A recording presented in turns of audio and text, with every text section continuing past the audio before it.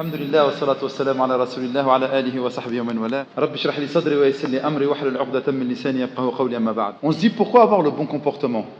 Sachez que le prophète alayhi salatu wassalam, dans un hadith rapporté par le Bukhari et d'autres, disent إنما بعثت لأتمم صالح الأخلاق وفي رواية مكارم الأخلاق. Je n'étais envoyé que pour parfaire les bons caractères.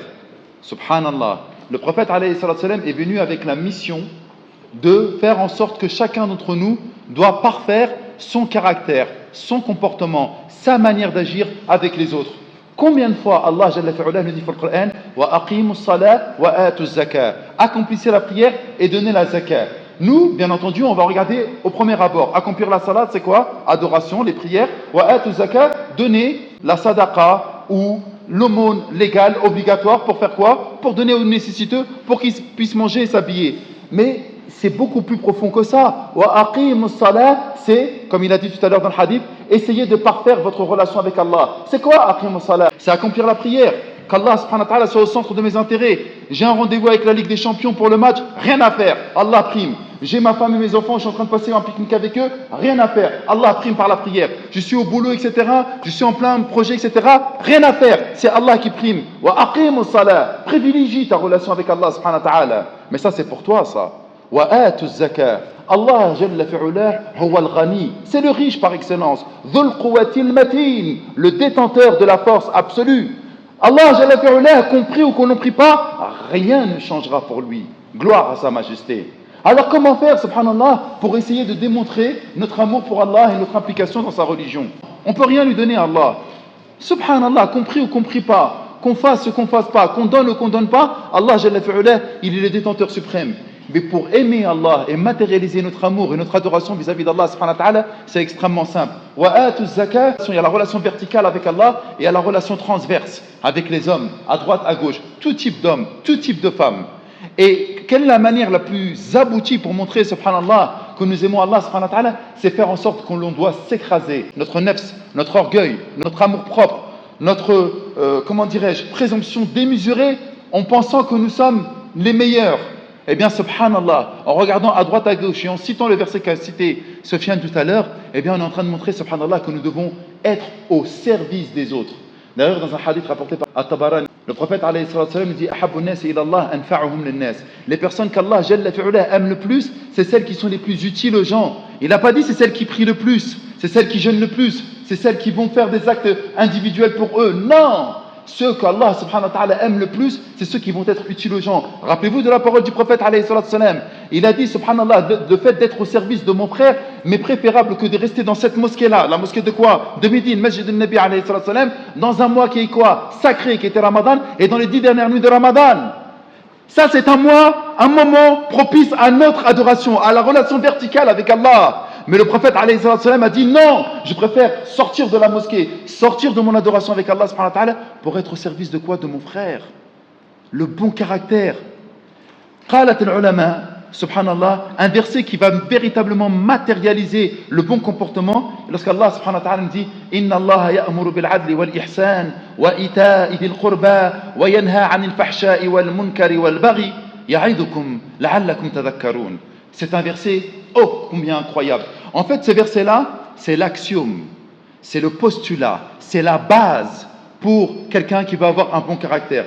Inna Allah ya'muru bil adl. Allah subhanahu wa ta'ala vous ordonne certainement d'être juste, bil adl, la justice, de ne pas être malhonnête, wal ihsan, et d'être dans une excellence de caractère, wa ita'i dhil qurba, être au service de vos proches. Et là, on a cité tous les proches. Les personnes qui sont dans notre famille, nos voisinages, peu importe, tous les proches qui sont inclus dedans. Et il va interdire toute turpitude et toute chose blâmable. Allah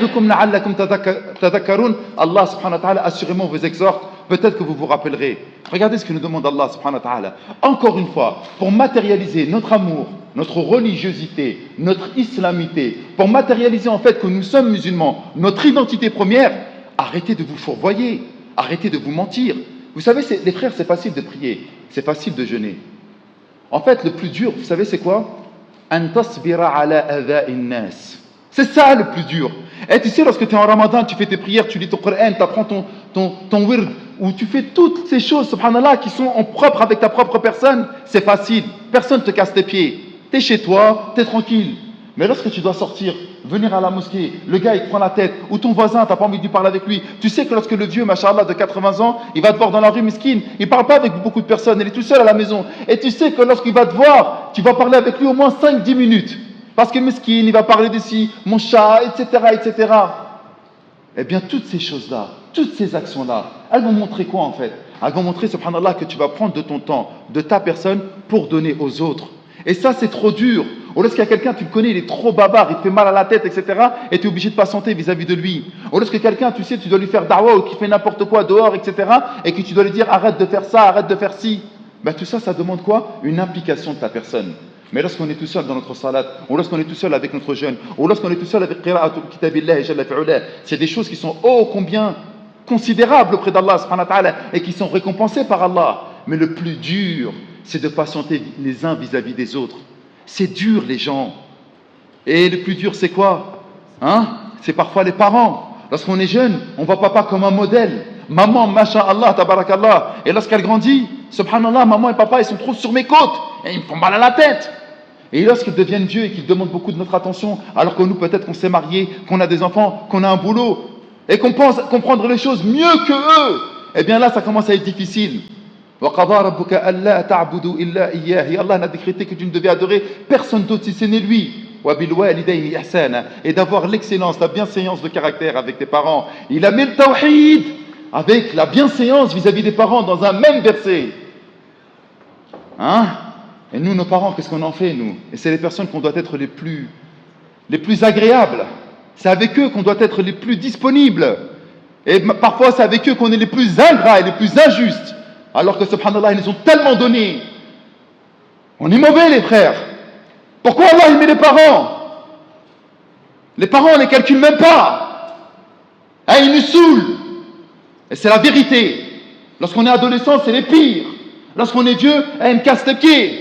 Alors que, subhanallah, il y avait une parole d'Ibn Omar, radiyallahu anhu arda. Abdullah ibn Omar, un jour, il voyait une personne, subhanallah, qui tournait autour de la Kaaba, il portait sa mère sur le dos. Et malheureusement, elle a eu un accident, elle lui a uriné sur le dos. Et il est parti la nettoyer, il s'est nettoyé lui-même.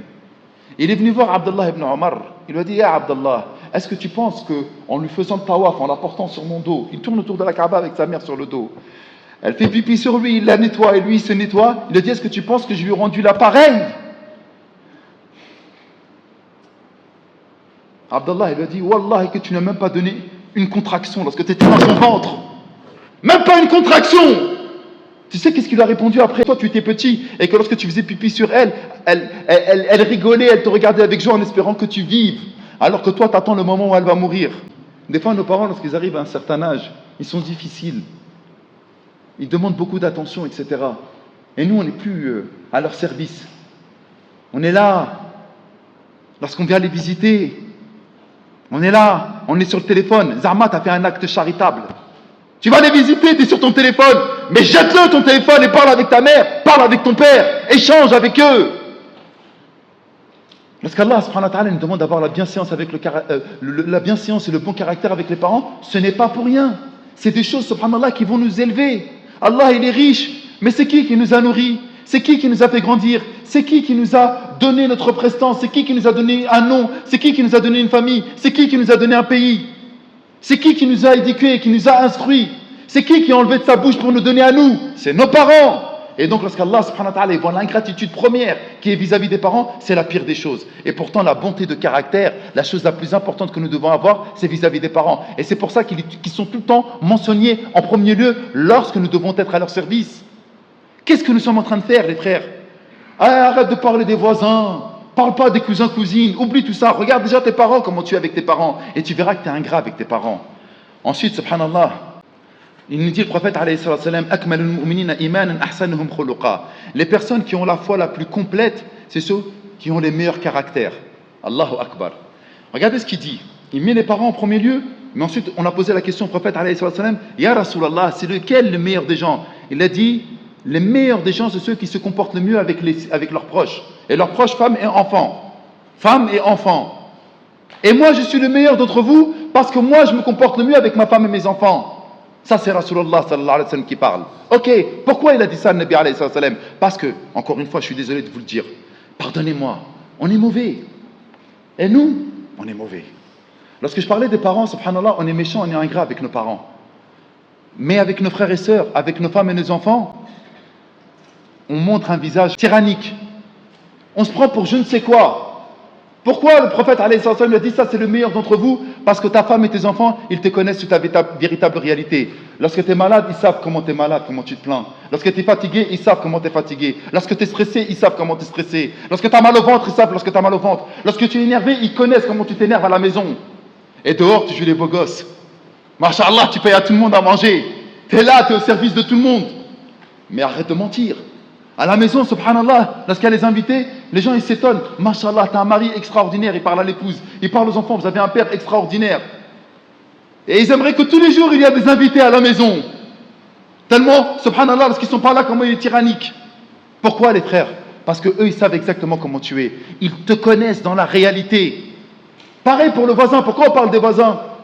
Tu as ton frère, etc., etc. Mais lorsque ta maison elle brûle, c'est qui va t'aider à éteindre le feu? C'est ton voisin. Lorsqu'il se manque du sel, c'est qui va t'aider? C'est ton voisin. Lorsque, subhanallah, tu es en galère et que tu es parti en vacances et qu'il va regarder à la maison s'il n'y a pas des voleurs qui rôdent autour de la maison, c'est qui? C'est ton voisin.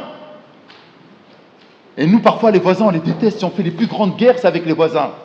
Il l'a dit tout à l'heure, subhanallah, tellement le voisin il est important, on croirait que, subhanallah, Sayyidina Jibril, il disait presque qu'il allait hériter. Vous comprenez? Mais regardez les versets. Regardez les hadiths et regardez la réalité de la situation. Pourquoi on parle de ceux qui sont proches de nous? Parce que c'est eux qui nous connaissent réellement. C'est eux qui connaissent notre réalité première. C'est eux qui connaissent notre comportement et notre caractère.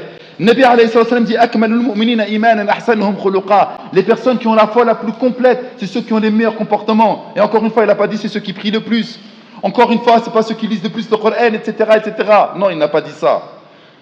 Ensuite, il nous dit Nabi alayhi sallam il n'y a pas une chose dans la balance de nos actions Yawm al-Qiyamah qui pèsera le plus lourd si ce n'est l'excellence de caractère. Il n'a pas dit salat, il n'a pas dit le Coran. Bien sûr, les obligatoires, c'est ce qui va peser le plus lourd. On ne parle pas des obligatoires. Il a dit la chose qui va peser le plus lourd dans la balance de nos bonnes actions Yawm al-Qiyamah. Le jour où on a besoin que cette balance soit lourde. Le jour où on sera présenté devant le maître des cieux et de la terre, Allah. Le jour où tu ne feras plus attention ni à ta mère, ni à ton père, ni à tes enfants. Qu'est-ce que tu voudras? Tu voudras que la balance elle soit lourde de bonnes actions. Et il nous dit, le Nabi alayhi sallam, il n'y a pas une chose plus lourde dans la balance de nos bonnes actions si ce n'est l'excellence de caractère. Non. Ensuite, regardez ce que nous dit le Nabi alayhi sallam.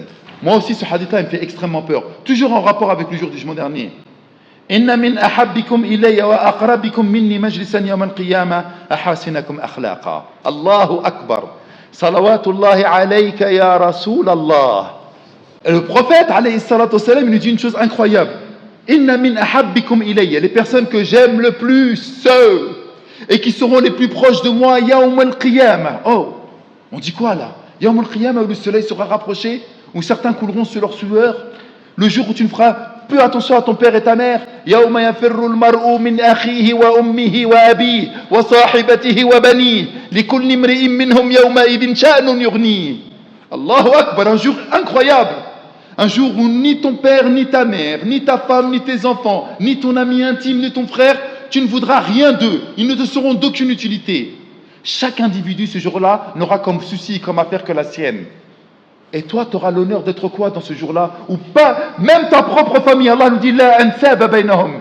Plus de liens de parenté, yawm al-qiyamah. Plus de papa, plus de maman, plus de fiston, plus de fille, plus rien.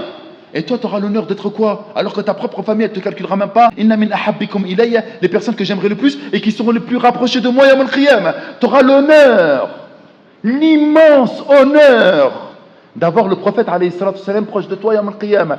Mais qu'est-ce que tu as fait? Qu'est-ce que tu as fait? Combien de khatma tu as fait de Coran? Combien de jeûnes tu as jeûné? Combien de sadaqat tu as donné? On va s'évertuer à venir à la mosquée. On va s'évertuer, masha'Allah, tabarakallah, à faire des bonnes actions, à donner beaucoup de sadaqat, etc. Masha'Allah. Mais wallah el-adim qu'on est les premiers à parler sur nous-mêmes. Eh, l'imam, il est relou, comment il récite. Eh, t'es mal Aden. Eh, ça, c'est un Aden, ça. Eh, les gars de l'association, mais ils valent rien. Eh, ils sont relous. Eh oui. On fait que de parler sur autrui, on fait que de rabaisser les autres, on n'arrive même pas à retenir notre langue. Ça arrive. Elle est où la bonté de caractère là-dedans? Où est, subhanallah, notre noblesse de caractère? Aïna al-muru'a. Où est la noblesse de caractère là-dedans lorsqu'on ne fait que de parler sur autrui, rabaisser autrui, ou avoir un mauvais comportement avec autrui, en te targuant de venir à la mosquée? Et combien de fois on a parlé sur les imams, sur les prédicateurs? Combien de fois on a parlé sur nos sœurs? Combien de fois on a vu une fille, subhanallah, qui marchait dans la rue, elle a essayé de se cacher avec un homme, et au lieu de cacher son péché, parce que tu l'as vu avec un autre, tu rentres, subhanallah, au quartier, et j'ai vu la fille d'un tel avec un autre là-bas. Et je crois qu'ils sortent ensemble là. La hawla wa la quwwata illa billah. N'as-tu pas entendu la parole de notre messager Mohammed ibn Abdullah? Man satara mu'minan satarahu Allahu fi dunya wal akhirah. Quant à celui qui cache le défaut de son frère, Allah lui cachera ses défauts dans cette vie d'ici-bas et dans l'au-delà. Non. Regardez encore une fois, subhanallah, comment tu vas te rapprocher d'Allah? Et t'as dit juste cache les défauts de ton frère, ta soeur. Cache les défauts. T'as vu une chose, subhanallah? Bah cache les défauts. Ne parle pas. N'avilis pas. Ne fais pas de scandale. Regardez comment vous voulez vous rapprocher d'Allah, Jalla fi'ula.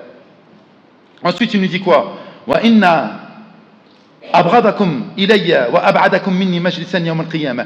Et quant à ceux que je déteste le plus et qui seront les plus éloignés de moi le jour du jugement dernier, al-thartharoun wal-mutashaddiqoun wal-mutafayhiqoun.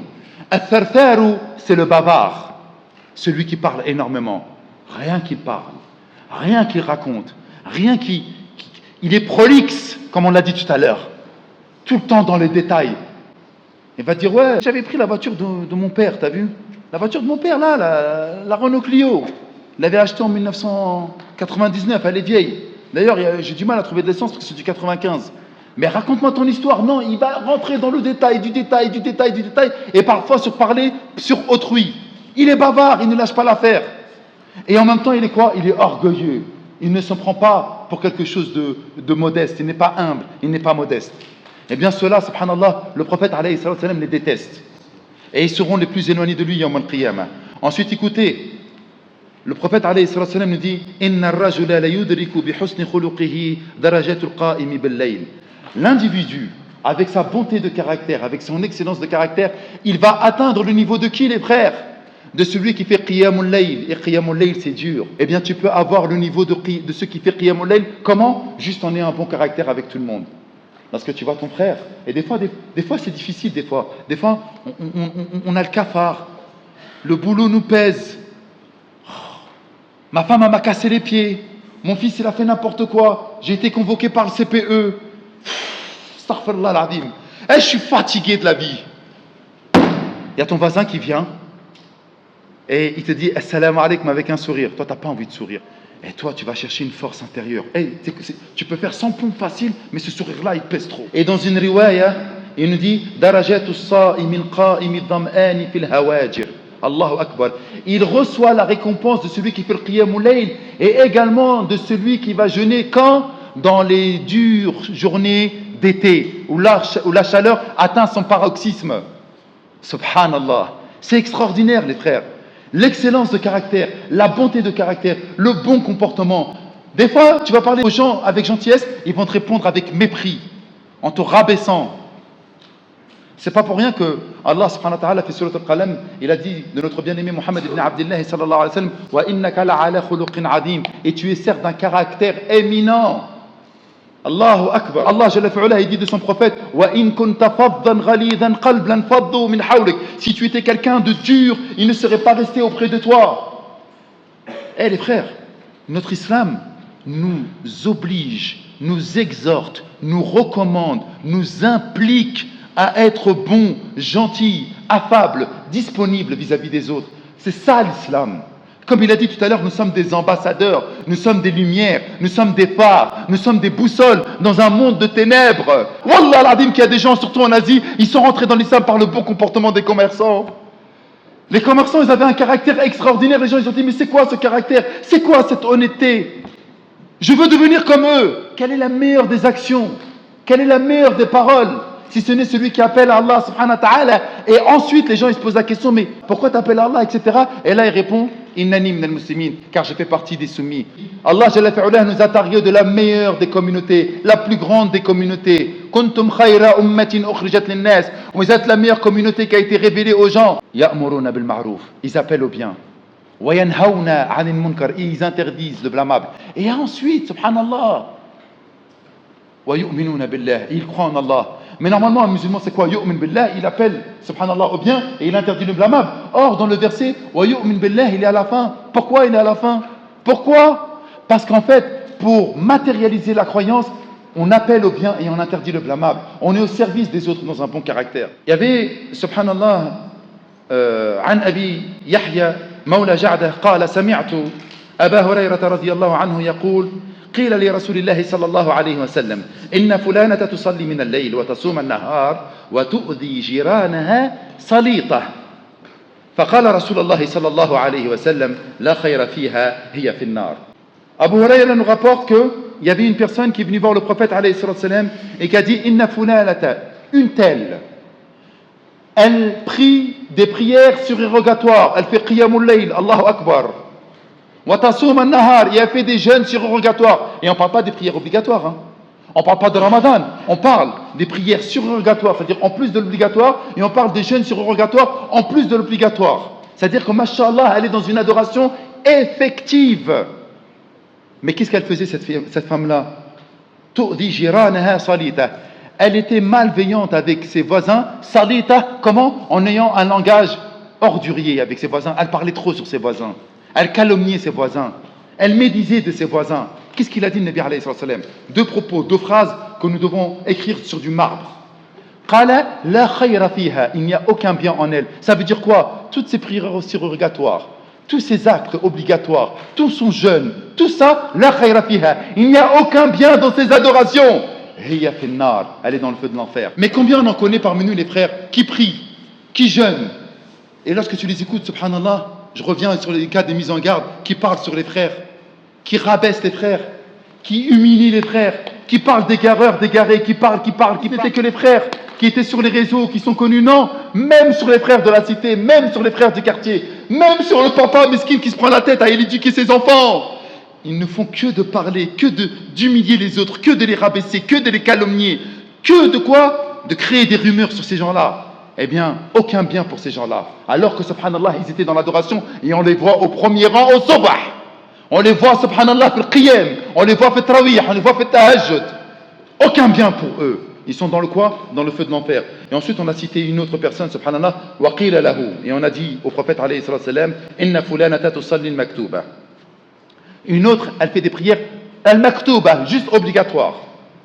Wa tasuma ramadan. Et elle ne fait que le jeûne de Ramadan. Elle ne fait pas les lundis, jeudis, les 3 jours lunaires, etc. Wa la tu'di ahada. Et elle ne fait du mal à personne. فقال عليه الصلاة والسلام, le prophète sallallahu alayhi wa sallam a dit هي في الجنة, elle est dans quoi? Elle est dans le paradis. Donc les frères, parce que je suis en train de vous parler de tout ça, parents, voisins, bon caractère, ce qui va peser le plus lourd dans la balance de nos bonnes actions, où on va être rapproché du prophète alayhi salatu wassalam, etc., etc., c'est quoi ce que je suis en train de vous dire depuis tout à l'heure? C'est que nous, parfois, on a du mal à faire des adorations, on a du mal à lire le Coran, on a du mal à faire des jeûnes surrogatoires. Mais qu'est-ce que l'on peut faire? Monter dans les strates du paradis, être proche du prophète alayhi salatu wassalam, être aimé du prophète alayhi salatu wassalam, c'est facile les frères. Regardez à droite à gauche, regardez à droite à gauche, et soyez avenants les uns vis-à-vis des autres. Aimez-vous, soyez, soutenez-vous. C'est ça que je suis en train de vous dire. C'est ça qui va vous permettre bi'idhnillah ta'ala d'avoir la miséricorde et le pardon d'Allah jalla fi'ulah. C'est ça qui va vous permettre bi'idhnillah ta'ala d'exceller dans cette dunya et d'avoir, mashallah, les bénédictions de notre Seigneur Rabbul Azza, le maître de la force sublime Allah subhanahu wa ta'ala. Et si vous comprenez cette chose-là, si vous arrivez à mettre cette action-là, eh bien bi'idhnillah ta'ala vous allez être sauvés, vous allez être heureux, vous allez être épanoui et dans cette vie d'ici-bas, vous allez être protégé dans votre tombe et vous allez être ressuscité avec les meilleurs des meilleurs dans l'au-delà. Mais c'est pas facile. Pourquoi? Parce que ça implique un travail de chaque instant. Ça, ce que je viens de dire là, c'est pas waqt lil-ibadah et ensuite tu peux faire ce que tu veux. Ça, c'est chaque instant d'avoir le bon caractère, tout le temps. Avec ta famille lorsque tu vis avec eux, avec tes voisins lorsque tu sors, avec tes collègues de travail, avec tes concitoyens. Et il y a deux autres choses pour moi qui sont primordiales à éradiquer pour avoir un bon caractère. La première des choses, c'est nos passions. Lorsqu'on est passionné de quelque chose, et vous remarquerez que ceux qui sont passionnés du PSG vont parfois tuer ceux qui sont passionnés de l'OM, D'autres qui sont passionnés d'un certain groupe de rap ou de certains influenceurs, ils vont attaquer d'autres personnes qui suivent tel ou tel autre rappeur ou tel ou tel autre influenceur. On comprend plus ce qui est en train de se passer. Des fois, les passions, subhanallah, ou parce que tu n'aimes pas telle bécane, ou parce que tu n'aimes pas telle voiture, ou parce que tu n'aimes pas telle ou telle personne, eh bien, on risque de retomber, comme il a dit tout à l'heure, dans le temps de l'ignorance la plus abjecte, la plus ignoble.